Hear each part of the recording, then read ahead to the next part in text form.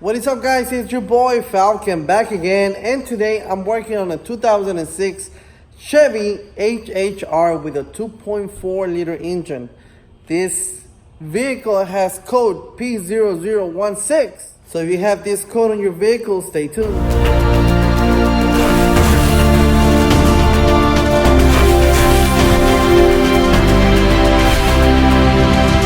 Alright guys, so I'm working on this 2006 Chevy HHR with a 2.4 liter engine. It has a code P0016, which means like basically the intake camshaft and the crankshaft are not in sync. I've seen a lot of videos where a lot of times we think it's gonna be the solenoid, which is this one right here, the camshaft solenoid, the timing one. When I started checking this vehicle, that somebody had already replaced that actuator or that solenoid that senses or that messes with the intake camshaft position, right? So I started checking everything else. Now this video is not gonna be a how to fix it. I'm just gonna show you what I found, what was wrong with this vehicle, everything that I had to do to figure out what was wrong with it, and basically what I'm gonna have to do to fix it. That way, if you can't figure out the same issue on your vehicle, or maybe your mechanic can't figure out what the issue is, have them check this. And if it is, then you guys can go ahead and fix it, replace the timing chain or whatever it is you got to do. But this is what I found out. All right, so here I am.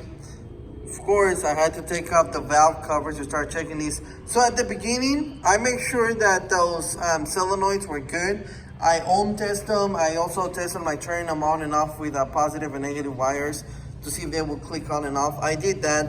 So those two were working. Then I started checking the wiring harness that goes from here all the way around, that goes over there. I went in down there and I checked the crankshaft position sensor, the harness there. Also, it looked good. It had resistance, which means there wasn't broken or corrupted anywhere from there to there. And then I started thinking, now the customer did tell me that somebody replaced the camshafts themselves a couple of months ago, and then I started asking them, so why did they replace them? They said that they had this code before and that's why they replaced them, and the code never went away.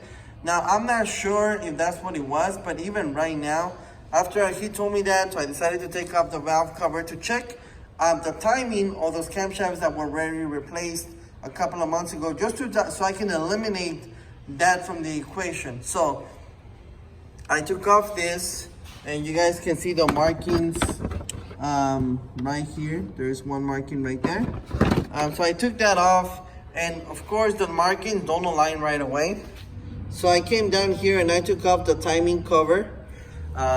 It's all right there, the timing cover. You have to take off the motor mount, so you can take off this bracket here, just so you can take out the timing cover, because it has this part here on the actual gasket itself that it doesn't let you take it off, which is crazy, because I mean, I say you need to replace the gasket every single time, but it won't let you. But anyways, okay, so I took that off after turning the crankshaft many times so it could line up. You can see the mark right there. You can see the mark right there on the crankshaft. You see that little golden dot lining up with the red link on the chain. So that's aligned. Of course, keep in mind, I had to turn it, I don't know, maybe like a lot of times. Let's just say I had to turn it on a lot of times. I already showed you the mark on this side. There it is. That is for the exhaust camshaft. You can see that link matches up with that timing mark there. And for the intake right here, the one we were having issues with, if you look at it right here, it's off. It's off by half of a tooth.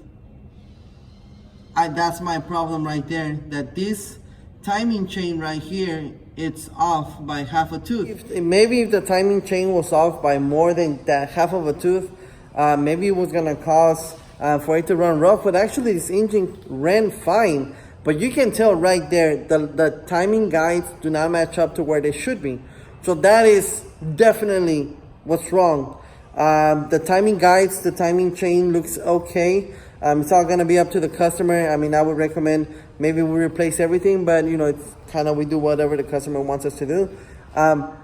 If I have to guess, I would just say whenever they did this job a couple of months ago, they just didn't put it on time where it should be. I mean, it's off by just half of a tooth or just one tooth on the sprocket.